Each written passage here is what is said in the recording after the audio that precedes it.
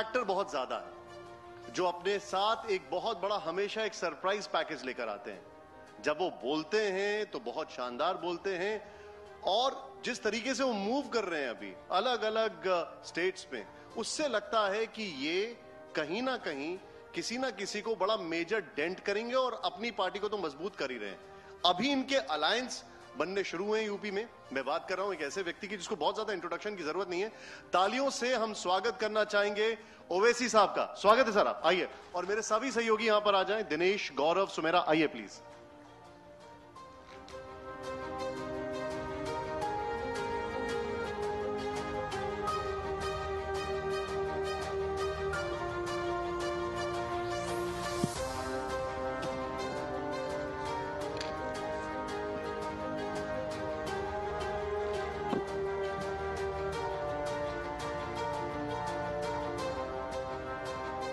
तो जैसा अभी आपने सुना, ये अपने आप में बताने के लिए काफी है कि हमारे साथ जो जुड़ रहे हैं उनका नाम क्या है। उसके बाद किसी परिचय की आवश्यकता नहीं रह जाती, क्योंकि जब वो बोलते हैं तो बाकी सब सिर्फ सुनने का काम करते हैं। कई बार लोग ये जरूर जानना चाहते हैं कि असद ओवैसी जब बोलते हैं तो कई बार आंखें बंद क्यों रहती हैं उनकी, आंखें बंद करके क्यों बोलते हैं वो?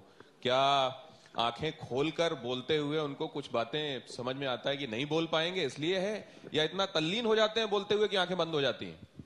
अब जब आंखें बंद करके वो इतना असर हो रहा है तो खोल के बोले तो और असर होगा, तो खोल लेंगे भी। यहाँ कितनी आंखें खोल पाए हैं आप वोटर्स की? नहीं, आंखों के साथ दिल भी खोल दिए हैं, और सोच में भी एक पैदा हो चुकी है कि अब हिस्सेदारी की लड़ाई है, और हिस्सेदारी की लड़ाई में लोग इस बात को समझ चुके हैं कि माजी में जो पिछले चुनाव में जो होता था कि उनका एक्सप्लॉयटेशन होता था और सिर्फ वोट लेने के बाद उनको भुला दिया जाता था, तो अब के बार ऐसा नहीं होगा। लेकिन यहाँ आके आपको समझ में आया होगा, माजी जब कह रहे हैं असद ओवैसी तो पास्ट जो गुजरा हुआ वक्त है उसके लिए माजी कहा जाता है उर्दू में। लेकिन यहाँ आके इनको समझ में आया होगा कि यहाँ माझी भी है, केवट भी है, मल्लाह भी है, और इस तरह की बहुत सारी बातें हैं इसके आसपास जो यहाँ के लोगों को माजी के बहुत सारे मतलब आपको समझाने पड़ते होंगे। यहाँ आके कुछ पेचीदगियां आपको अलग समझ में आई। कहते हैं असद ओवैसी वो नहीं रह गए जो पहले थे। नहीं, ऐसी कोई बात नहीं है। मैं ओरिजिनल फॉर्म में हूँ और वैसा ही रहूंगा, कोई तब्दीली नहीं आएगी। ओवैसी साहब, जब दिनेश ये कह रहे हैं कि कुछ बदलाव हुआ है, तो कुछ बदलाव इस वजह से भी महसूस होता है कि आपका गठबंधन हुआ और उसके बाद आपने अपना एजेंडा सामने रखा, और उस एजेंडे में जो मुख्य बातें आपने सामने रखी उसमें आपने कहा पुरानी पेंशन बहाली होगी, जातीय जनगणना होगी, एक समान शिक्षा, ओबीसी आरक्षण को लागू किया जाएगा। ये तमाम मुद्दे आपने रखे हैं, ये प्रमुख मुद्दे हैं आपके। इसमें वो तमाम मुद्दे तो हमें नहीं दिखाई देते जिन मुद्दों को आप उठाते हैं और जिन मुद्दों के बारे में आप कहते हैं कि वहाँ नाइंसाफी हुई है, मुसलमानों के साथ नाइंसाफी हुई है और उनको अपना प्रतिनिधित्व चाहिए, और उनके जो मुद्दे हैं वो इसमें नहीं दिखाई देते हैं। तो क्या ये बदलाव मजबूरी है? नहीं, बिल्कुल नहीं। वो मुद्दे उसमें शामिल हैं, शायद आपको पूरी लिस्ट नहीं दी गई, मैं आपको पहुंचा दूंगा। भागीदारी परिवर्तन मोर्चा जो बनाया गया है, जिसमें जन अधिकार पार्टी के बाबू सिंह कुशवाहा साहब हैं, वामन मिश्रा साहब हैं, और दीगर पिछड़ा समाज के कई पार्टी, छोटी पार्टियां उसमें शामिल हैं, जिसमें हमने तय किया कि अगर उत्तर प्रदेश की जनता हमको सत्ता देती है तो पहले 2.5 साल के लिए बाबू सिंह कुशवाहा साहब इसके मुख्यमंत्री होंगे, और दूसरे 2.5 साल में एक दलित समाज से जो पार्टी होगी वो तय करेगी। तो इसमें कई मुद्दे हैं, जिसमें अल्पसंख्यक समाज के लिए, पिछड़ा समाज के लिए, दलित समाज के लिए बहुत सी बातें उसमें हमने चार्टर ऑफ जो लिस्ट बनाई है उसमें शामिल है। कौन से ऐसे खास मुद्दे हैं जो मुसलमानों से जुड़े हैं? जिसमें मुसलमानों से जुड़े ये है कि स्कॉलरशिप का मसला है स्टूडेंट्स को, जिसकी बिना पर आप देखते हैं कि हाईएस्ट ड्रॉप आउट रेट मुसलमानों में है। उसमें यह भी मसला है कि मदरसा टीचर्स का जो 40% शेयर है स्टेट गवर्नमेंट का, जो योगी सरकार नहीं दे रही है, उसको भी उसमें रखा गया है। लैंड डिस्ट्रीब्यूशन का भी उसमें जिक्र है, और स्कूल्स खोलने का भी उसमें जिक्र है। तो बहुत सी चीजें उसमें शामिल हैं और उसमें रहेंगी इंशाल्लाह। आपने बताया कि आपने एक फॉर्मूला भी दिया है जिसका आपने अभी जिक्र भी किया कि मुख्यमंत्री होंगे 2.5 साल के लिए, एक ओबीसी समाज से आएंगे, एक दलित समाज से आएंगे, उप मुख्यमंत्री का फॉर्मूला भी आपने दिया है। आप लेकिन जब अब तक बात करते आए हैं तो आप ये कहते आए हैं कि वोट लिया लेकिन उनको सत्ता में हिस्सेदारी या भागीदारी नहीं दी, तो आप भी तो नहीं दे रहे सत्ता में हिस्सेदारी भागीदारी। मुख्यमंत्री मुसलमान क्यों नहीं होगा? आज चाहे समाजवादी पार्टी हो या कांग्रेस हो या बीएसपी हो, ये नहीं कह रहे हैं कि डिप्टी चीफ मिनिस्टर एक मुसलमान को बनाएंगे। हम कह रहे हैं कि 3 डिप्टी सीएम बनाएंगे जिसमें एक मुस्लिम समाज का भी डिप्टी सीएम होगा। तो ये बात हम तो खुल के कह रहे हैं। दूसरी पार्टी तो डरती हैं लफ्ज नाम मुसलमान लेने से, ये तीनों पार्टी डरती हैं और खास तौर से समाजवादी पार्टी ये तो नाम लेने से डर रहे हैं। और जितने एक सिस्टमैटिक तरीके से जिस तरीके से इन्होंने अभी तक टिकट दिया है, आप देख लें कि वो तो मुस्लिम लीडरशिप को खत्म करने चाहते हैं अपनी पार्टी से, मगर मुस्लिम लीडरशिप इमर्ज हो रही है और इमर्ज होकर रहेगी। एमआईएम पार्टी उसका पूरा सपोर्ट कर रही है, मगर समाजवादी अपने ही पार्टी में ये एक अखबार में न्यूज छपी कि उनके इतने बड़े खद्दावर नेता मोहतरम आजम खान साहब है, उन्होंने जो 11 नाम दिए उन सबको रिजेक्ट कर दिया समाजवादी पार्टी के अध्यक्ष ने। जब एक फाउंडर है समाजवादी पार्टी तो का, चुनाव लड़ा रहे उनके बेटे को और उनको दोनों नहीं, जो उन्होंने जो लिस्ट दी है उसमें से 11 नामों को रिजेक्ट कर दिया गया। पर समाजवादी पार्टी के घर में क्या चल रहा है, लिस्ट दी और उन्हें रिजेक्ट कर दिया, ये आपको ये मीडिया में पब्लिक इंफॉर्मेशन है, तो मीडिया में आया। ये टाइम्स ऑफ इंडिया अखबार में, कई अखबारात में न्यूज छपी। और हम जानते हैं कि लोगों से मिले भी हैं, उनका नाम लेना ठीक नहीं होगा, मगर ये तो हो रहा है। अच्छा, लेकिन आपने वापस मुख्यमंत्री के सवाल पर जवाब नहीं दिया कि क्या मुसलमान इतनी आबादी नहीं है उनकी कि एक मुख्यमंत्री उनका भी हो सकता है 2.5 साल के लिए? यकीनन होगा, मगर अब जब हमारा जो समीकरण हमने जो अलायंस किया है उसमें ये बात तय की है कि बाबू सिंह कुशवाहा साहब इस अलायंस के पहले 2.5 साल मुख्यमंत्री होंगे और 5 साल एक डिप्टी सीएम मुसलमान होगा। मैं तो चैलेंज कर रहा हूं कि समाजवादी, बीएसपी, कांग्रेस को बोलो तुम ये कर सकते नहीं कर सकते, अनाउंस करो। नहीं करेंगे क्योंकि इनको ये डर है कि अगर ऐसा करेंगे तो हमको दूसरे हिंदू भाइयों का वोट नहीं मिलेगा। हम ये तो नहीं कह रहे ना, हम तो अल्फाज चाप कर नहीं कह रहे, हम तो साफ कह रहे हैं कि अगर उत्तर प्रदेश की जनता हमको अपने आशीर्वाद से, अपने दुआओं से नवाजेगी तो ये हमारे वो जो कह रही है उसका मतलब मैं आपको समझा देता हूं। आपने हमेशा ये कहा कि मुसलमान ने दरी बिछाने का काम किया है। सुनिए मैं आज भी आपको नहीं, मैं समझ गया हूं। मैं आज भी आपको कह रहा हूं कि हिस्सेदारी की हमारी लड़ाई है और हिस्सेदारी की लड़ाई जारी रहेगी। और हिस्सेदारी की लड़ाई में डिप्टी सीएम भी है, जिसका पहले जिक्र हमारी पार्टी से हमारे आसिम वखार साहब ने मीडिया में किया, पार्टी की इजाजत से किया था। तो और सुनिए, और उसमें जो दूसरी चीज है अपलिफ्टमेंट की, लीडरशिप जब क्रिएट होगी, जो लीडरशिप अब क्या समाजवादी पार्टी में, बीएसपी में, कांग्रेस में अगर जो मुस्लिम नेता है उनसे पूछ लीजिए बुलाकर, आप किस पार्टी के कि आप खैरात में, बिल्कुल है, खैरात में बनाता है आपको मुख्यमंत्री, बिल्कुल है। तो इस बार आपको कम से कम जो काउंटर था वो करना चाहिए था ना। अभी लगभग वही कर रहे हैं जो वो ना अभी वो तो किए, हम वो काम कर रहे हैं जो कभी करेंगे भी नहीं, वो कभी सोचेंगे भी नहीं। आप देख लीजिए कि मैं किसी का नाम लेना नहीं चाहता हूं, एक कांग्रेस के नेता थे, वो समाजवादी में गए, घर जाकर फोटो लिया, उनका वीडियो आपने टीवी चैनल पर चलाया। क्या किया उनसे?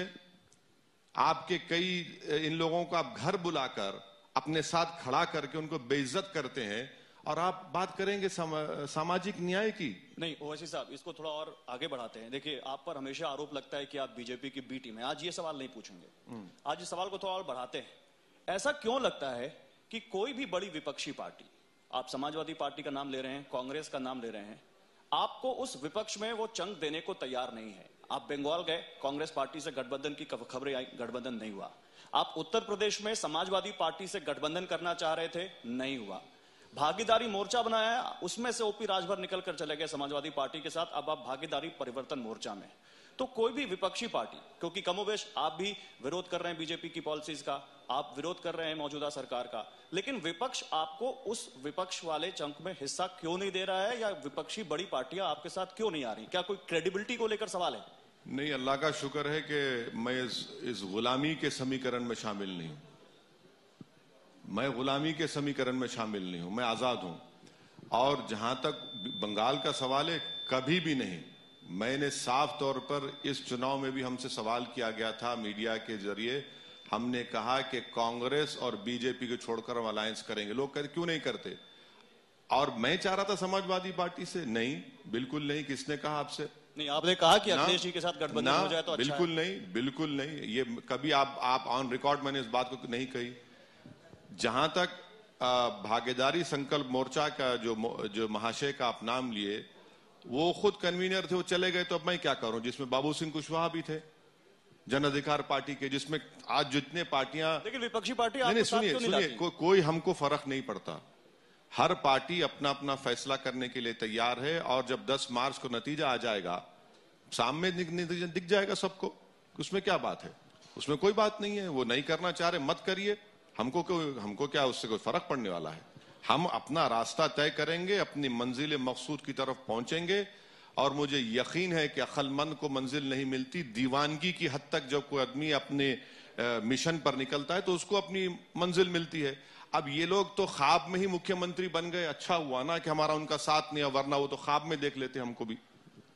आप ये बताइए ओवैसी साहब, आपने जब जिक्र किया हिस्सेदारी का, तो मैं आपसे चाहूंगा कि थोड़ा सा एलैबोरेशन आप इस पे कर दें। आप क्या हिस्सेदारी की बात कर रहे हैं? किसकी हिस्सेदारी की बात कर रहे हैं? हिस्सेदारी, देखिए, संविधान में जब इक्वालिटी एक फंडामेंटल राइट है, तो इक्वालिटी, सब्सटेंटिव इक्वालिटी की बात संविधान करता है। जब संविधान में लिबर्टी, इक्वालिटी, फ्रेटर्निटी, जस्टिस का प्रियम्बल में जिक्र किया गया, तो वो तो हर समाज के लिए किया गया है।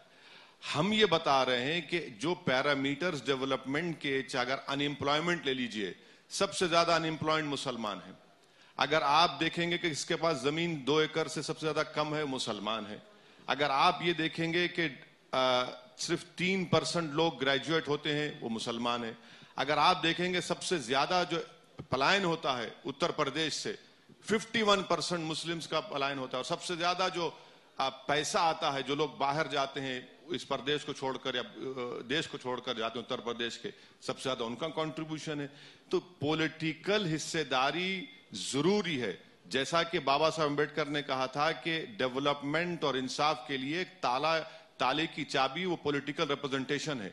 यही हमारी लड़ाई है कि जब पॉलिटिकल रिप्रेजेंटेशन मिलेगा मुसलमानों को, सही मानों में उनकी लीडरशिप बनेगी, ये हिस्सेदारी उनको मिलेगी। वरना तो सिर्फ वही दरी बिछाओ, वही फोटो में मत आओ, और किसी दूर बैठ जाओ, और तुम सामने मत बैठो, वरना तुम्हारा सामने हमारे साथ बैठोगे तो कोई कहेगा कि भैया देखो, उनको न बुरा लगेगा। तो यही चीजें हैं, ये पूरे डेटा हमारे सामने है कि आपने क्या करके रख दिया।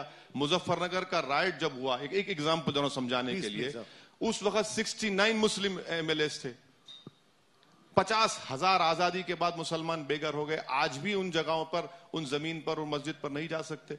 और आप मुजफ्फरनगर में जो बड़ी पार्टी बनी है, दावा कर रहे हैं, एक मुसलमान टिकट नहीं देते। क्यों नहीं देना चाहते आप? इसलिए नहीं देना चाहते क्योंकि आप बीजेपी से कंपीट कर रहे हैं कि सबसे बड़ा हिंदू कौन है। लेकिन एक बात बताइए, जब आप हिस्सेदारी की बात करते हैं तो आपको लगता नहीं है कि आपकी जो पोजीशनिंग है चुनावों में, आपकी अलायंस की जो पोजीशनिंग है, उस पोजीशनिंग से आप ये हिस्सेदारी वाली बात को जस्टिफाई नहीं कर सकते हैं? इस सवाल के पीछे एक बहुत बड़ी सोच है। वो सोच ये है, अगर हम 2017 के चुनावों की बात करें, आप मुझे करेक्ट कर सकते हैं, आप कई ऐसी सीट्स थी जहां पर आपके कैंडिडेट्स जब खड़े हुए तो बीजेपी को फायदा हुआ। मैं आपको एग्जांपल देता हूं, टांडा की अगर बात की जाए तो वहां पर बीजेपी 1725 वोट से जीती। आपके कैंडिडेट को करीब कितने सीट लड़े हम? 2000। आपने पिछले चुनाव में सीट लड़े? 38 कितने? 38 और पूरे कितने सीट हैं असेंबली की उत्तर प्रदेश में? 403। चलिए 38, बाकी का क्या हुआ? नहीं, मैं आपसे, अरे ये हर चीज हमारे गोद में डाल दे रहे हैं आप। बिल्कुल नहीं। तो ये मैं आपसे, देखिए एक मिनट, अब आप शिफ्ट कर रहे हैं। अच्छा, इससे मेरा आपसे ये कहना है कि जिन सीटों, इस बार तो आप 100 पे लड़े, एक मिनट, एक मिनट, टांडा में 38 पे लड़े, तब आपने बीजेपी को फायदा पहुंचाया। टांडा में 100 पे लड़ेंगे तो क्या होगा? नहीं, जिस कॉन्स्टिट्यूंसी का आपने विधानसभा जिक्र किया, बीएसपी ने कितने वोट लिए, कांग्रेस ने कितने वोट लिए? अरे फिर आकर हम ही मिल जाते हैं क्या? देखिए, ये चुनाव क्यों, देखिए एनालिसिस को कोई भी कैसे ट्विस्ट कर सकता है। सुनिए, चुनाव क्यों लड़ा जाता है? किसी को हराने के लिए, या किसी को जिताने के लिए, या खुद को जिताने के लिए? हम लड़ेंगे तो यकीनन कोई हारेगा। देखिए, तो अब ये कौन सी बात हुई? देखिए, अगर ऐसा बात होगी तो सुनिए, मेरी बात सुनिए, आपको और लेमेंस लैंग्वेज में समझा रहा हूं। भाई हेमंत साहब टीवी9 क्यों शुरू करे? टीआरपी दूसरों की कम हो गई है? ये कोई बात है? कंपटीशन होना चाहिए।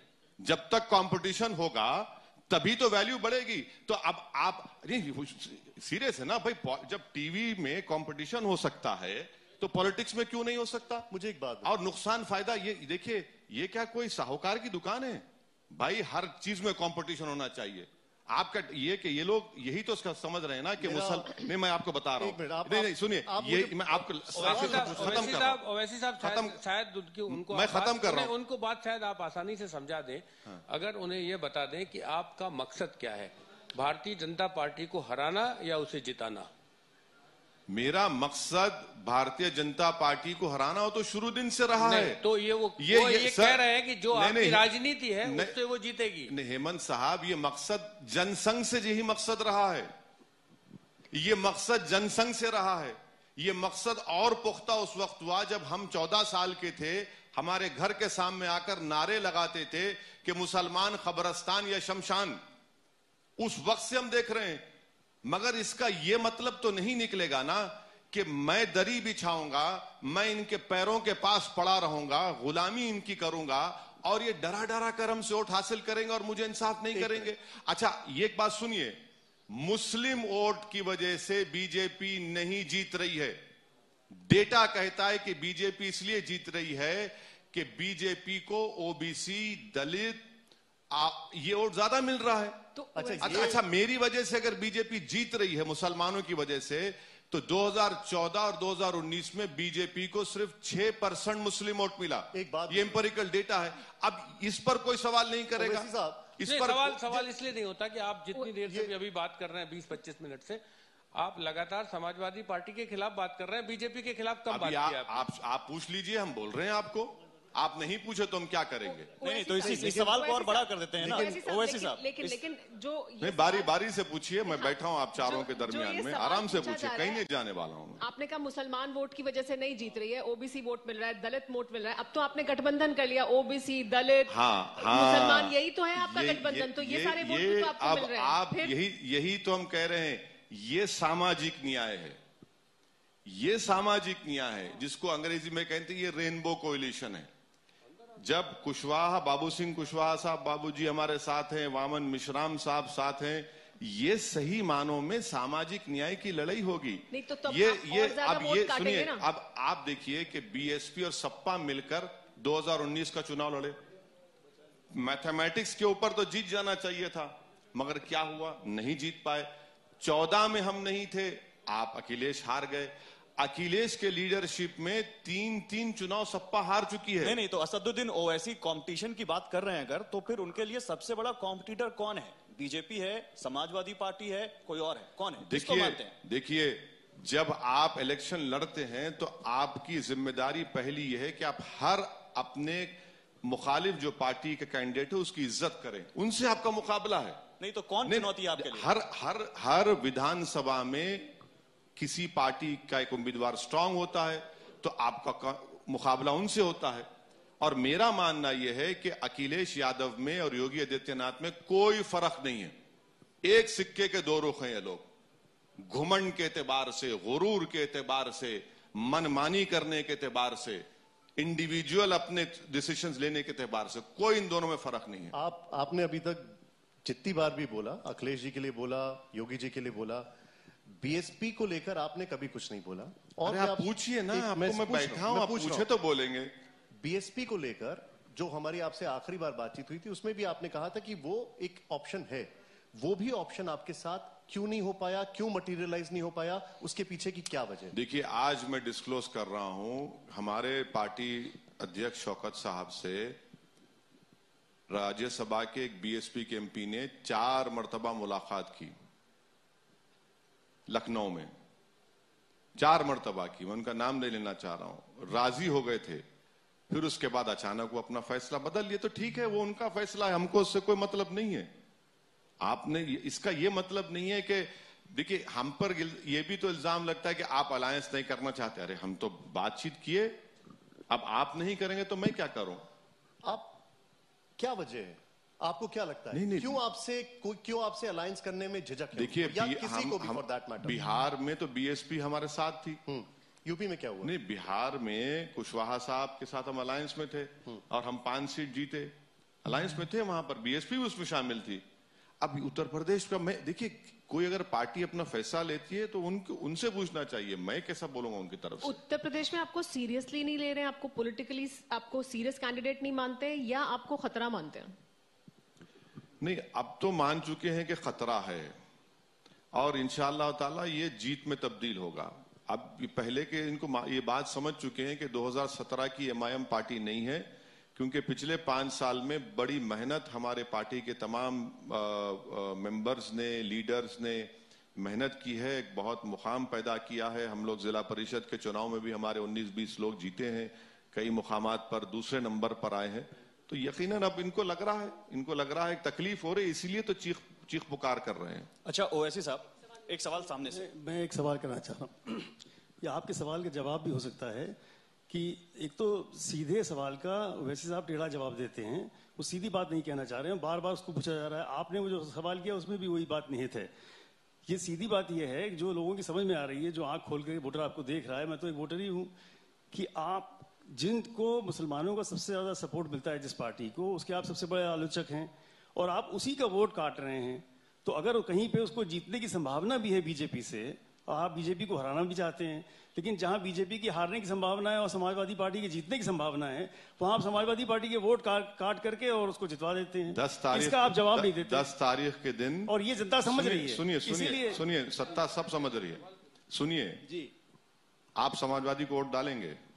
ये मैं क्यों नहीं, अरे ये तो बताना आपके बोलने से जाहिर हो रहा है। नहीं, मैं तो बताऊंगा, आपके बोलने से जाहिर हो रहा है कि आप समाजवादी को वोट डाल लेंगे। तो आपका बायस्ड ओपिनियन, आपका ओपिनियन बायस्ड है आपका। आप देखिए, और आपने अपने बायसनेस से इनकी भी इंटेग्रिटी को मुतासिर कर दिया। सर वो एंकर नहीं है, वोटर है बस। अरे आप उनका नाम लेकर बोल दिया। अरे अब देखिए, अब मैं स्ट्रेच कर रहा हूं इसको। करिए। देखिए 2019 में मैं लड़ा इलेक्शन यहां पर जी, बताइए कौन जीता 19 में? आप तो बड़े अक्लमंद आदमी हैं, आपको समझ में हर चीज आ जाती है। 2019 में 75% मुसलमानों ने एसपी बीएसपी को वोट दिया जी। कितने जीते? 15। और अखिलेश के पास 5 में 3 मुसलमान, बीएसपी में 2 मुसलमान। अब बताइए बाकी सीट पर मोदी जी क्यों कामयाब हो गए? मेरी वजह से। मैं क्या आपके ख्वाब में आया था? क्या मेरे पास कोई शयातीन है जो उड़कर जाकर कहे कि भैया मत तोड़ दो, उनको दे दो? हम यही तो आपसे कह रहे हैं कि मुसलमान के वोट की वैल्यू उसी वक्त होगी जब आप अपनी इंडिपेंडेंट लीडरशिप को पैदा करेंगे, वरना दरी बिछाओ, वरना घर में जाओ और फोटो लो और भगा दिया जाता है। आप बताइए 4 मर्तबा के विधायक को मिलते नहीं है। इसीलिए हम कह रहे हैं कि ये डेटा भी ये बताता है कि जहां हमारे पास 7 एमएलए हैं तेलंगाना में, आपको मालूम सर 60,000 मुसलमान बच्चे और बच्चियां गवर्नमेंट के रेजिडेंशियल स्कूल में 6th क्लास से 12th क्लास तक पढ़ रही हैं। यहां पर हाईएस्ट ड्रॉप आउट रेट किसका है? मुस्लिम्स का है। ये मैं जिम्मेदार हूं। 3% ग्रेजुएट होते हैं। जिनको हमने वोट दिया उन्होंने मुजफ्फरनगर का फसाद दिया। और अखिलेश यादव जो मुख्यमंत्री थे, आपने योगी आदित्यनाथ के खिलाफ केसेस का सैंक्शन नहीं दिया। कहां से पढ़ा हमने? कैरावान मैगजीन में। फिर भी हमदर्द हैं। जब यूएपीए का बिल पार्लियामेंट में पास हो रहा था, जिस पर एक इंस्पेक्टर एनआईए का दिल्ली में बैठकर किसी यूपी के मुसलमान को टेररिस्ट घोषित कर सकता था, अखिलेश की सरकार पार्टी उसकी तायीद की। आप बताइए फिर कौन सी मोहब्बत है? माफ कीजिएगा, मेरी तो सीमाएं हैं प्रश्न। नहीं, मैं आपको, मुझे ये कहा गया कि मैं प्रश्न पूछूं, भाषण न दूं, बिल्कुल लेकिन आप उत्तर नहीं दे रहे हैं, आप भाषण दे रहे हैं। बिल्कुल नहीं है। मैं आपको दलाइल दे रहा हूं। अच्छा ठीक। मैं आपको दलाइल दे रहा हूं। मैं आपको एग्जाम्पल्स दे रहा हूं जो आपको हजम हो नहीं पा रहा है। आपको मैं दलाइल दे रहा हूं जो आपको हजम नहीं हो पा रहा है, क्योंकि आप समाजवादी के वोटर हैं। आपकी लफ्ज़ी नहीं हजम हो रही। मैं आपसे एक परसेप्शन बेस्ड सवाल पूछ रहा हूं एंड आप you are free to correct me. पहले परसेप्शन ये था कि जब ओवैसी साहब लड़ते हैं तो मुस्लिम वोट करता है। अब परसेप्शन ये बन रहा है कि ओवैसी साहब के साथ बाबू सिंह भी आ गए हैं। अब जो ओबीसी वोट जाने वाला था उस तरफ, वो भी कट रहा है। इसके ऊपर आप क्या कहेंगे? अरे भाई, क्या ओबीसी वोट किसी का वो है? क्या गुलाम है? किसी का खैदी है क्या? इनमें इंडिपेंडेंट थिंकिंग नहीं रखते क्या ये लोग? ये अजीब बात है। ये तो भाई आप ये कह रहे हैं कि ओबीसी वोट जाएगा बराबर बाबू सिंह कुशवाहा के साथ। बड़ा लीडर है बाबू सिंह कुशवाहा। वामन मिश्राम बड़े लीडर हैं, उनका वोट भी आएगा। बिन बिरादरी के हैं, जात वो कम्युनिटी के, वो भी आएगा। अरे भाई वोटर को तो यही तो जमहूरियत का मजा है, ये डेमोक्रेसी है, वरना तो फ्यूडलिज्म हो जाएगा कि नहीं मैं हूं, मैं बड़ा हूं और मेरी गुलामी करो। नहीं, लेकिन जिन अरे सर ये कंपटीशन जरूरी है, होगा कंपटीशन जरूरी है, लेकिन कंपटीशन में एक चीज जो अनडिनाइबल है वो है परसेप्शन और इमेज। क्या परसेप्शन? वही अरे कहे का परसेप्शन? नहीं, ये आप नहीं, कोई परसेप्शन नहीं, ये बाबू सिंह कुशवाहा नहीं, कोई बाबू सिंह कुशवाहा के लिए कोई परसेप्शन हमारे नहीं है। मैं आपसे ये ऑन रिकॉर्ड बोल रहा हूं, बाबू सिंह कुशवाहा ने हमारे सहयोगी से बातचीत में दिसंबर में कहा कि हम बीजेपी के साथ जा सकते हैं। बाबू सिंह कुशवाहा जी के लिए मशहूर है कि उन्होंने ही इंट्रोड्यूस कराया स्वामी प्रसाद मौर्य को बीजेपी में। अब वही बाबू सिंह कुशवाहा के साथ आप जा रहे हैं, क्या समझा जाए? अरे बाबू सिंह कुशवाहा साहब के ताल्लुक से ये बात आप कह रहे हैं तो हमारे साथ है वो। अब ऑन रिकॉर्ड कहा नहीं कहा मैं तो नहीं सुना हूं ये बात, मैं पूछ लूंगा, आप चेक कर लीजिएगा। मैं बता रहा हूं। नहीं, अब स्वामी प्रसाद मौर्य की बेटी बीजेपी में, अखिलेश परिवार की बहू बीजेपी में। सुनिए एक मिनट, ये बीजेपी और समाजवादी पार्टी में एक मशीन है। उस बीजेपी में क्रिमिनल को मशीन में डाल दो, वो दूध का धुला निकलेगा। समाजवादी पार्टी में संघ परिवार का चला जाए, वो सेक्युलर हो जाएगा। ये मशीन है ना इनके पास, आने ISI ट्रेडमार्क की मशीन इन दोनों के पास है। अच्छा ओवैसी साहब सुनिए, एक सवाल अब, क्योंकि अब वोट काटने से आगे की बात को लेते हैं। हाँ ठीक है, हमारा पूछिए। बाबू सिंह कुशवाहा रहेंगे साथ में ना चुनाव के बाद भी? बिल्कुल रहेंगे। मतलब ऐसा उन्होंने आपको पक्का आश्वासन दिया? मैडम देखिए, जो हमसे हाथ मिलाता है ना, हम उसका हाथ नहीं छोड़ते। वो छोड़ दे तो नहीं, मुझे नहीं मालूम, हम तो बराबर उनका साथ देंगे इंशाल्लाह। हम तो ठहरेंगे उनके साथ। हम तो चाहेंगे कि ये भागीदारी परिवर्तन मोर्चा 2024 तक जाए, पार्लियामेंट चुनाव, बल्कि उससे आगे भी जाए। क्यों ना जाए?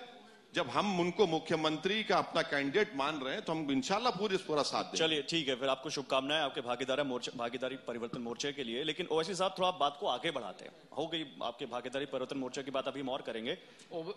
गृह मंत्री अमित शाह ने अपने डोर टू डोर कैंपेन की शुरुआत कैराना से की है।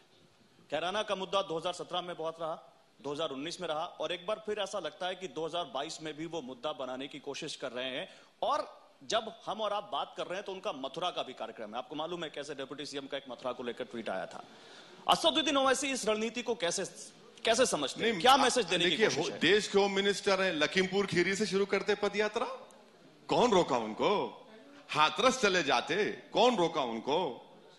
2 जगह चले जाते, लखीमपुर खीरी चले जाते। मैं देश का गृह मंत्री हूं और मेरे बगल में मेरा जूनियर मंत्री है जिसकी गाड़ी से 5-4 किसानों की मौत हुई। मैं आया हूं आपको वोट मांगने के लिए, वोट दे दो बाबा। आप हाथरस चले जाते, उस घर पे चले जाते जहां पर उस बच्ची की अंतिम संस्कार में उसके घर के परिवार को ठहरने नहीं दिया गया। कौन रोका आपको? आप उन गंगा पर बहने वाली लाशों के घर पर चले जाते जिनको आपकी सरकार ने ऑक्सीजन नहीं दिया और बोलते बाबा वोट दे दो हमको, हमने ऑक्सीजन नहीं दिया आपको। आप उन बच्चों के घर चले जाइए। सुनिए, प्रयागराज में कल जिन हॉस्टल में घुसकर पुलिस ने उन बच्चों को मारा, रेलवे रिक्रूटमेंट बोर्ड के NTPC एग्जाम में, उनके पास चले जाते, उनके आंसू पोंछते। नहीं, आप तो उल्टा करेंगे, वो हम जानते हैं। नहीं, कैराना को लेकर ओवैसी साहब की क्या सोच है? वहां पर जो मुद्दा उठाने की कोशिश की जा रही है, क्या उसका कैराना मुजफ्फरनगर कांड में यही मोदी योगी सरकार ने सुप्रीम कोर्ट को बताया कि हमने 77 केसेस, क्रिमिनल केसेस राइट के विड्रॉ किए। वो भी बोले अमित शाह, बोले सुप्रीम कोर्ट को बताया, आपने बताइए वो भी बात। एक और सवाल ओवैसी साहब, TV9 भारतवर्ष ने एक सर्वे किया मुस्लिम वोटर्स के बीच में, और हमने उनसे पूछा कि वो किसे इस बार वोट देना चाहते हैं। तो 80% लोगों का कहना है कि वो उस पार्टी को वोट देना चाहते हैं जो बीजेपी को हराने में सक्षम हो, और इसके लिए उनको लगता है समाजवादी पार्टी एक मुफीद पार्टी है। और ओवैसी को केवल 7% मुसलमान मानते हैं कि वो बीजेपी को हरा पाएंगे, यानी 80% मुसलमान मानते हैं कि बीजेपी को हराने वाले को वोट देंगे, और सिर्फ 7% मानते हैं कि आप हराने में सक्षम हैं। देखिए, तो फिर वो वही बात हो गई योगी की 80 और 20 की बात आप कर रहे हैं, मैं नहीं कर रहा हूं। मैं आपको बता रहा हूं सर्वे हुआ है, मगर कैंडिडेट्स के डिक्लेरेशन के बाद बहुत से हालात बदल चुके हैं। मेरा एज एक सियासतदान के, पॉलिटिशियन के, मेरा तजुर्बा ये कहता है, जो छोटा मोटा है, कि चुनाव शुरू होता है कैंडिडेट्स के अनाउंसमेंट के बाद, और जब से कैंडिडेट्स के अनाउंसमेंट शुरू हुए, अब दोबारा सर्वे कराकर देख लीजिए, बहुत ज्यादा नंबर बढ़ गया एमआईएम का।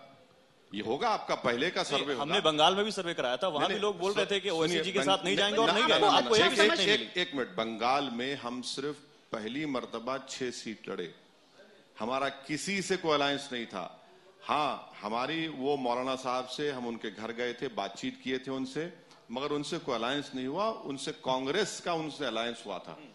वो मौलाना साहब कांग्रेस और सीपीआई मिले, तो देख लीजिए। वैसे साहब ये सर्वे कल हुआ है, यानी आपके गठबंधन के बाद भी और सीट के अनाउंस होने के बाद भी। ठीक है, बहुत अच्छा है। तो क्या सर, मेरा सवाल से जुड़ा हुआ ये, तो क्या आपको अच्छा समझते हैं कि आप प्रतिनिधित्व की बात कर रहे हैं, लेकिन उन्हें लगता है कि आप जिताने में सक्षम नहीं है या हराने में सक्षम नहीं है बीजेपी को, क्योंकि हरा नहीं सकते तो शायद वोट ना दें?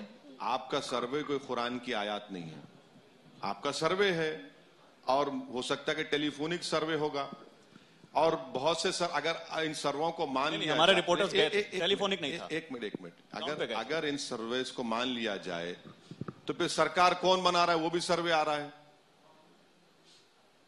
सरकार कौन बना, वो भी तो सर्वे आ गया ना, वो भी तो बोलिए कौन बना रहा है सरकार। फिर आप पूछ लीजिए समाजवादी पार्टी से एग्री करते नहीं करते, बीएसपी से पूछ लीजिए, कांग्रेस से पूछ लीजिए।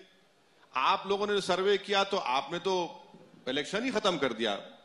नहीं, इलेक्शन कहां खत्म किया, वो तो सिर्फ ये सवाल है कि आपको लोग मानते हैं, मुसलमान पब्लिक ये मानती है कि वो बीजेपी को हराने वाले को वोट करेगी, और उसके लिए उन्हें लगता है कि मुफीद पार्टी जो हरा सकती है, जिसका ग्राउंड पर कार्यकर्ता है, संगठन है, वो समाजवादी पार्टी है। आपको नहीं मान रहा है ऐसा? समाजवादी पार्टी में और बीजेपी में कोई फर्क नहीं है। मुजफ्फरनगर डिस्ट्रिक्ट में एक भी आप मुसलमान को टिकट देने से डर गए। क्यों डर गए, वो आप उनसे पूछ लीजिए। समाजवादी पार्टी ने, इनका एक रिकॉर्ड है जो मिस गवर्नेंस की वजह से, जो बीजेपी को मौका मिलता बोलने का कि अपीशमेंट, तुष्टीकरण, कुछ नहीं किया उन्होंने। अगर मैं डेटा प्रेजेंट करूंगा, इनसे पूछ लीजिए कि आपने बीजेपी को क्या किया। और उन मुसलमानों के लिए मैं ये कहना चाहूंगा कि 2019 को याद रखिए, आपने झोली भर भर के वोट दिया बीएसपी के साथ, नतीजा क्या निकला। हम ये कह रहे हैं कि वोट एमआईएम पार्टी को इसलिए दीजिए ताकि हिस्सेदारी की लड़ाई में आपकी अपनी लीडरशिप पैदा हो सके, आपके कैंडिडेट जीतें, जो विधानसभा में जाकर गूंगे अंधे बनकर ना बैठे नाइंसाफियों के खिलाफ, बल्कि आवाज उठाएं। 2019 मतलब आप भी बलिदान ही मांग रहे हैं ना मुसलमानों से, कि आप बलिदान कर दीजिए, अभी वोट दे दीजिए, भले ही बीजेपी की सरकार बन जाए, आप यही कहना चाहते हैं उनसे? बिल्कुल, हम बिल्कुल एक बार और बलिदान दीजिए ताकि आपकी लीडरशिप खड़ी हो। हम ये कह रहे हैं कि असदुद्दीन ओवैसी की खातिर नहीं, अपने खातिर, अपने बच्चों के मुस्तकबिल के खातिर अपने आप को नेता बनाइए और इस भागीदारी परिवर्तन मोर्चा का साथ दीजिए ताकि बीजेपी को रोक सके, दोबारा योगी मुख्यमंत्री ना बने। अखिलेश यादव और इनका जो अलायंस हुआ है वो नहीं रोक पाएंगे बीजेपी को, मैं जिम्मेदारी के साथ कह रहा हूं आपको। ये भी पूछा जा रहा है असद साहब कि आप जिन बातों को बड़ी प्रखरता से उठाते रहे, जिसमें एक बाबरी का मसला भी था, सुप्रीम कोर्ट का फैसला भी था, उसको भी आप गाहे बगाहे उसका मेंशन करते रहे, अब वो बातें कहीं गायब होती हुई दिखाई दे रही हैं। तो क्या जो ब्रांड आइडेंटिटी है आपकी AIMIM की, असदुद्दीन ओवैसी की, वो फिलहाल उन्होंने एक तरफ रखी हुई है क्या, और आने वाले दिनों में आपकी ब्रांड आइडेंटिटी जो है वो डाइल्यूशन तो नहीं हो जाएगा उसका? देखिए, ब्रांड योगी कैसे बर्बाद हो रहा है बताता हूं आपको। उत्तर प्रदेश में पॉवर्टी 29.4% है, इंडिया में 21% है। ब्रांड योगी कैसे बर्बाद हो रहा है देख लीजिए। पर कैपिटा इनकम जो यूपी में 27% था 5 साल पहले, आज 9.23 हो गया।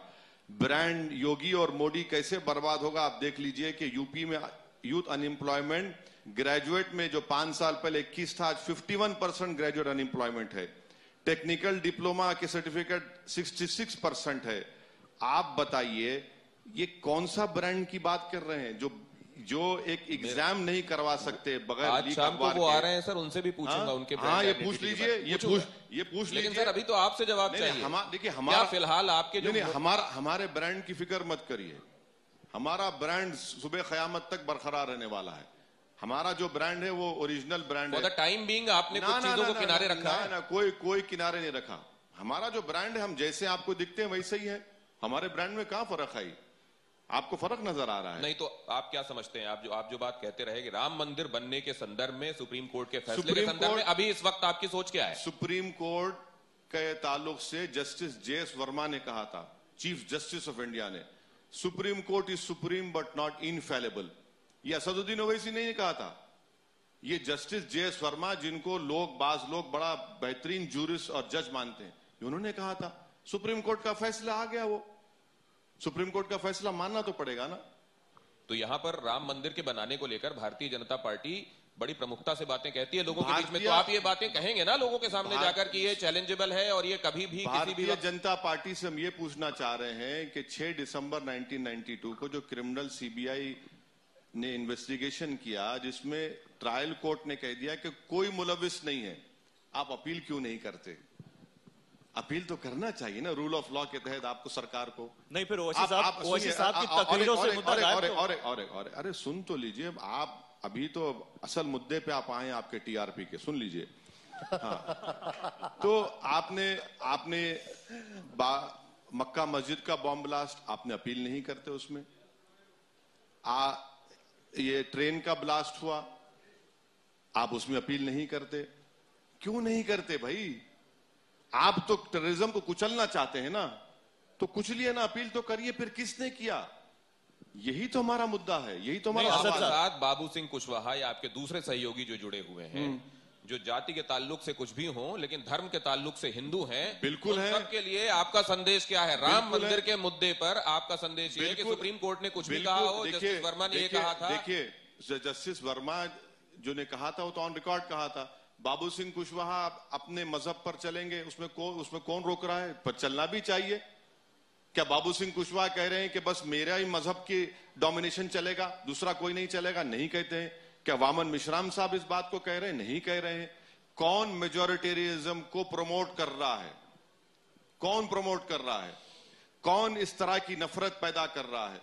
अच्छा, आप हिंदू धर्म की बात कर रहे हैं। अरे भाई, हस्तिनापुर को कृष्णा सर्किट में क्यों शामिल नहीं किया आपने?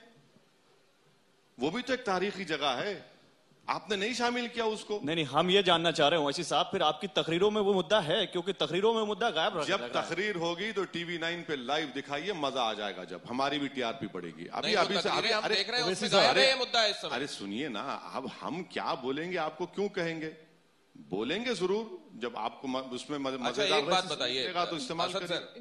एक बात, बस 1 मिनट में मैं फ्री करता हूँ असद जी को, फिर आप बात कर लीजिएगा मेरी तरफ। आप दोनों ही लड़ रहे हैं। नहीं, मैं तो उनसे इजाजत मांग रहा था। पूछ लें। और हम लोगों के बीच में ठीक ठाक ट्यूनिंग है। अच्छा है, चिंता मत कीजिए, बहुत अच्छी बात है, वेरी गुड। ये बताइए कि ये AIMIM में जो मुस्लिमीन है, ये क्या सेकुलर ठप्पा देता है क्या आपकी सोच को, आपकी पार्टी को? देखिए, आप ये सवाल करने से पहले पहले भी हम आपके बाजू जो बैठे थे, हमने उनको कैमरा पर भी, ऑन रिकॉर्ड और ऑफ द रिकॉर्ड भी उनको समझाया और बोला, जब किसी पॉलिटिकल पार्टी का इलेक्शन कमीशन ऑफ इंडिया में रजिस्ट्रेशन होता है तो पहली शर्त ये होती है कि उसको भारत के संविधान को मानना पड़ता है। ये पहली शर्त है एक पॉलिटिकल पार्टी के लिए। अब रहा सवाल नाम का, Akali Dal, Shiv Sena, AIADMK, DMK, TRS, TDP, ये सब क्या है भाई? ये क्या है बताइए? मैं तो आपसे आपकी पार्टी के विषय में बात करूंगा, उनसे बात करूंगा। हाँ, तो पूछ लीजिए। हमारी पार्टी में हम भारत के संविधान को मानते हैं और मानते रहेंगे। अच्छा, तो आप हमेशा कहते हैं ये बात, कॉन्स्टिट्यूशन की बात आप कहते हैं, उसमें सेकुलरिज्म का जो उल्लेख है उसकी बात करते हैं। कॉन्स्टिट्यूशन में मुख्यमंत्री के बनाए जाने को लेकर क्या व्यवस्था है सर? कैसे बनता है एक मुख्यमंत्री? कॉन्स्टिट्यूशन में तो ये लिखा है कि जो पार्टी मेजॉरिटी लाती है उसी का वो पार्टी तय करती है किसको बनाया जाए। विधायक चुने जाते हैं, विधायक दल अपना नेता चुनता है और वो मुख्यमंत्री बनता है। बिल्कुल। तो सर आप कैसे ये तय कर सकते हैं कि 2.5 साल बाद ये आदमी पसंद नहीं रह जाएगा विधायकों की? तो वो हमारा घर का मामला है ना, आपको क्यों फिक्र उसकी? नहीं सर, अरे भाई जैसा देखिए, वो कॉन्स्टिट्यूशन से घर का मामला हो गया सर। सुनिए आज जैसा कि 9 PM का एंकर कौन रहेगा, 6 बजे का कौन रहेगा? कॉन्स्टिट्यूशन का मामला नहीं है सर, ये 9 PM का एंकर, 6 बजे का एंकर। कॉन्स्टिट्यूशन का भी मामला ये नहीं है कि पार्टी किसको बनाएगी नहीं बनाएगी। जो पार्टी के पास, जो ग्रुप के पास मेजॉरिटी होगी वो तय करेगी, और गवर्नर को उसको सुनना पड़ेगा। ये कॉन्स्टिट्यूशन है। आपके पास आपका सीओ तय करता है कि आप 9 बजे चलाएंगे या हमारी बहन चलाएगी। नहीं होगा ना? ये तो ऐसा ही होता है। ये कह रहे हैं नहीं, ऐसा होता है ना। उसके बाद आप तय करेंगे कि मुख्यमंत्री कौन होगा, कितने दिनों तक होगा सर? हम कोई नहीं तय करने वाले हैं। हमारा भागीदारी परिवर्तन मोर्चा ने मिलकर इस बात को तय किया है कि 2.5 साल उत्तर प्रदेश की जनता अगर हमको अपने वोट से, आशीर्वाद से नवाजेगी तो बाबू सिंह कुशवाहा इसके पहले मुख्यमंत्री होंगे, और इसके 3 डिप्टी सीएम होंगे जिसमें मुसलमान भी होगा, और 2.5 साल के बाद फिर यही भागीदारी परिवर्तन मोर्चा बैठेगा, और हमने जो वादा किया उत्तर प्रदेश जनता को कि एक दलित को बनाएंगे, तो ये तो घर का बात है ना।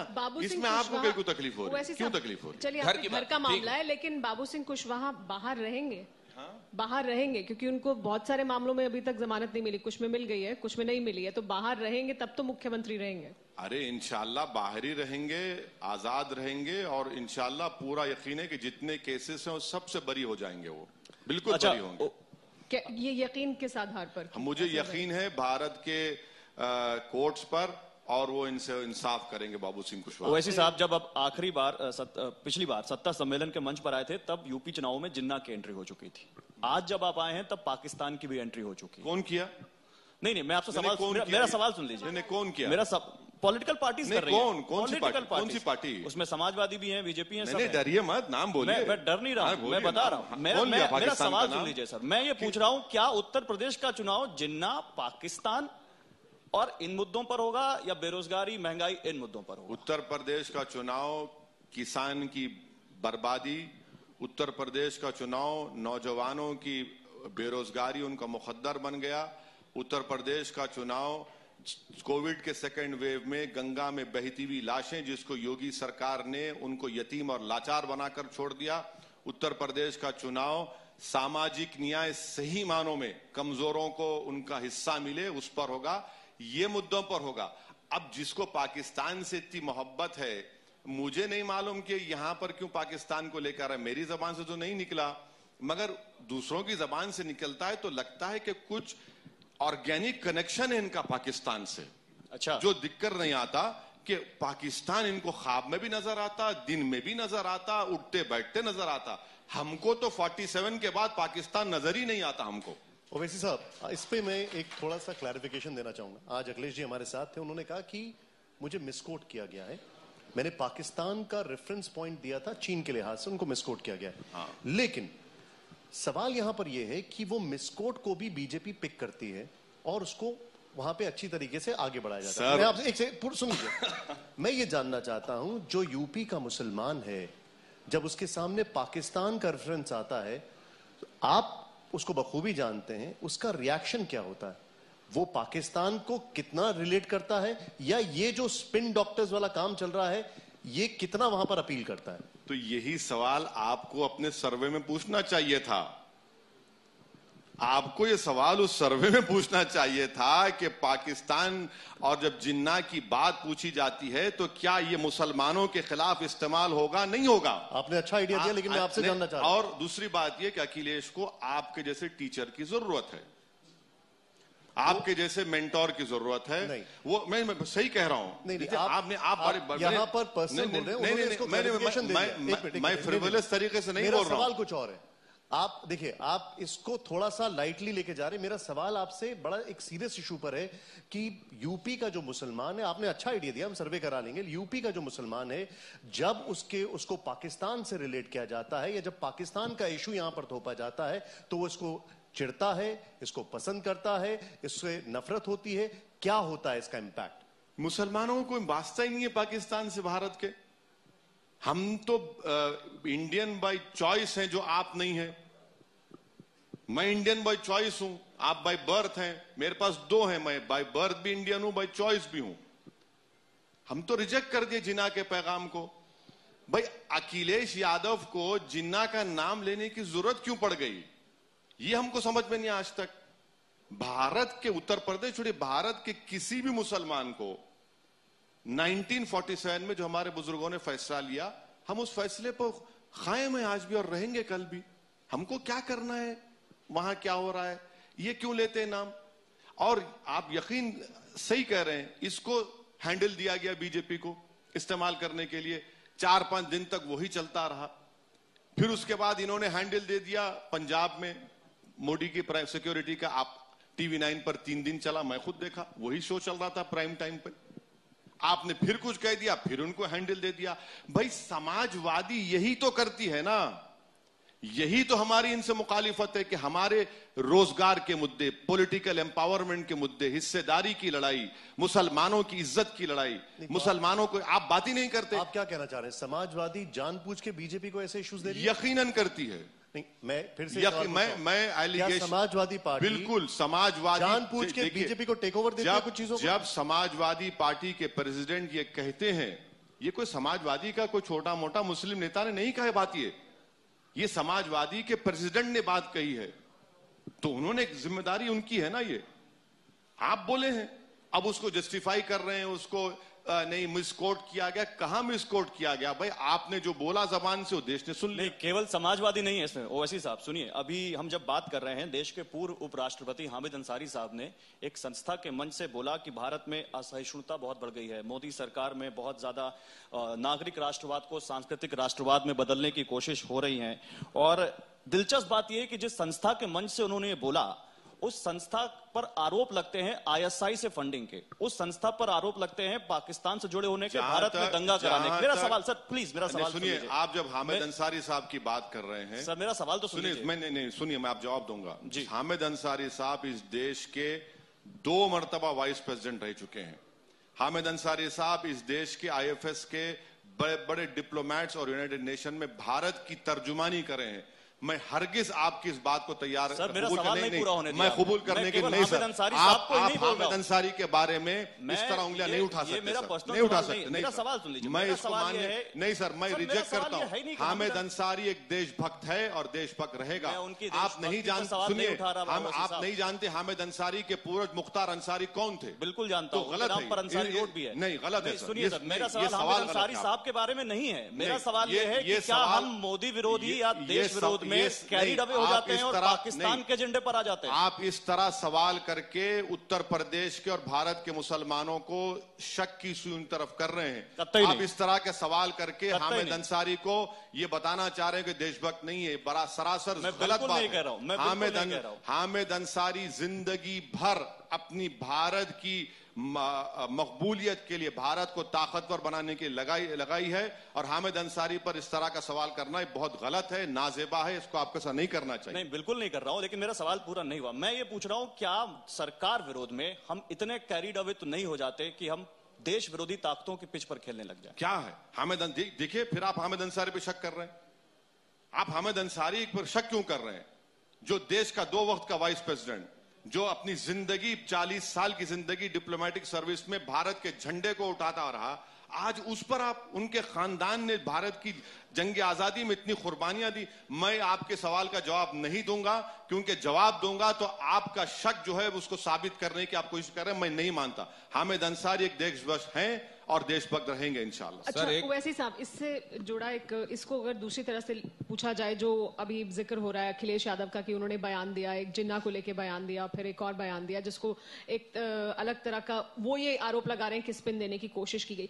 वो ऐसा बयान क्यों दे रहे हैं? क्या उनको लगता है ये बयान देने से उनको मुस्लिम वोटर मिल जाएगा, मुसलमान वोटर उनको वोट कर देगा? क्या ऐसा सोचते हैं वो, और क्या ऐसा होता है? मैडम, इनका जहन ये है कि मुसलमान हमको छोड़ के कहां जाएगा, उत्तर प्रदेश का कोई विकल्प ही नहीं है। इनको दबाओ, इनको रुसवा करो, इनको कहो दरी बिछाओ, इनको घर बुला कर फोटो लेकर फिर उनको फेंक दो और फिर बुलाओ, फिर फोटो लो, ये कहीं पर नहीं जाएगा, ये हमारे घर पर पड़ा रहेगा। इसीलिए कहते हैं ये इनका माइंडसेट है। अब इनको पता चल जाएगा इस चुनाव के बाद कि ये जो इनकी गुरूर और तकब्बुर और इनके जो महलात बने हुए ना दिमाग के, सब चुकना चूर हो जाएंगे। अखिलेश यादव ने सोच समझ कर ये बयान दिया, और ये बयान जब उन्होंने दिया तो वो स्पिन नहीं किया गया, उन्होंने दिया ये बयान जिन्ना और ऑन रिकॉर्ड कहा ना उन्होंने, ऑन रिकॉर्ड टीवी पर आपने दिखाया, आप लोगों ने कई डिबेट्स किए, उन्होंने ऑन रिकॉर्ड उस बात को कही। हमको क्या करना है उससे? एक बात, एक उत्सुकता मेरी बाकी रह गई है आपसे। नहीं, आप वो पूरी, ये आज आप बाबू सिंह आज आप पूरी खत्म कर लीजिए, कोई बाकी मत रखिए। अभी की खत्म हो रही है, आगे की गारंटी मेरी नहीं है। अरे तो फिर आ जाएंगे। मैं ये जानना चाहता हूं कि बाबू सिंह कुशवाहा आपके साथ आए तो लोग ये समझना चाहते हैं कि खुद आप कहते हैं कि मैं बहुत सारे लोगों के लिए अस्पृश्य हूं, अनटचेबल हूं, तो ये भी नाना करके प्यार तुम्ही से कर बैठे वाला मामला रहा क्या? इनका लास्ट चॉइस रहा? दूसरे सर बस इसी में जोड़ देते। पार्ट 1 सुन लीजिए। पार्ट 1 का जवाब ये है कि हमारी इनसे पिछले 2-2.5 महीने से बातचीत चल रही है, और जब हम भागीदारी संकल्प मोर्चा में थे उस वक्त भी जनाब शौकत साहब और हमारे पार्टी के लीडर बाबू सिंह साहब से गुफ्तगू कर रहे थे। ऐसा नहीं है कि नाना नहीं है, हाँ ही चल रहा है शुरू से। अच्छा, पर वो बीजेपी से बात कर रहे थे तब? ना नहीं कर रहे थे। वो कह रहे हैं कि मैंने नहीं देखा वो जब कहा। ना ठीक है सर, लास्ट उसका बी पार्ट सुन लीजिए। पार्ट बी बोलिए। पार्ट बी है ये है कि आपने अभी कहा कि योगी जी में और अखिलेश जी में कोई फर्क नहीं है। बाद के सिनेरियो में सर, अगर तमाम थिंकिंग अलाइक पार्टीज साथ में आना चाहती हैं, सेकुलर पार्टीज, अगर ऐसी स्थिति बनती है तो आप उस जमात का हिस्सा होंगे? देखिए सर, इसका मुझे तो नॉलेज ऑफ वन सीन नहीं है, ना मैं हाथ की लकीरों को देखकर या आसमान के सितारों को देखकर या मेरी जन्म कुंडली को देखकर कुछ बात कह सकता हूं। जब दोनों को आपने एक जैसा बता दिया तब तो आपको अभी ये बोलना चाहिए कि मैं उनके साथ नहीं जाऊंगा। तो लीजिए ना, मैं कोई सेफोलॉजिस्ट भी नहीं हूं इत्तेफाक से। 10 तारीख के बाद ये सवाल का जवाब उत्तर प्रदेश की जनता तय करेगी कि 10 तारीख के दिन जब नतीजे आ जाएंगे, आप हमको बुला लीजिए, आ जाएंगे आपके प्राइम टाइम पर हम। ओवैसी साहब, मैं यहां पर बस यही कहना चाहूंगा कि आप कुछ अलग लेकर आए, एक्स फैक्टर, तो अब देखते हैं वो कितना कामयाब होता है। लेकिन ये भी बहुत बड़ा सवाल है कि ओवैसी साहब की जो अपील है यहाँ के मुस्लिम वर्ग में या ओबीसीज में जो इनका अलायंस है उसमें कितनी होगी। खैर, उसके लिए हमें इंतजार करना पड़ेगा। बहुत बहुत शुक्रिया हमारे साथ जुड़ने के लिए, बहुत बहुत आभार आपका। फिलहाल वक्त एक ब्रेक का, लेकिन ब्रेक के बाद भी अलग अलग सेशंस जारी हैं, कहीं मत जाइए।